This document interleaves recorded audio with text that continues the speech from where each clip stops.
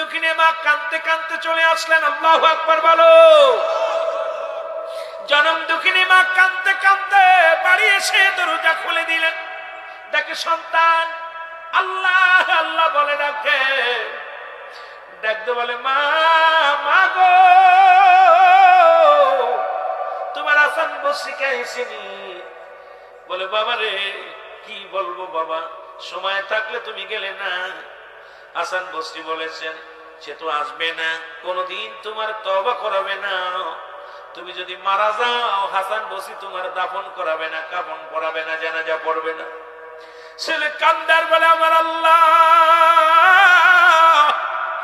আমি পাপী, আমি অপরাধী আল্লাহ, আমি দুনিয়ার মধ্যে আর বাঁচবো না, মারা যাবো রে আল্লাহ। ডাকতে বলে জনম দুঃখিনী মা, মা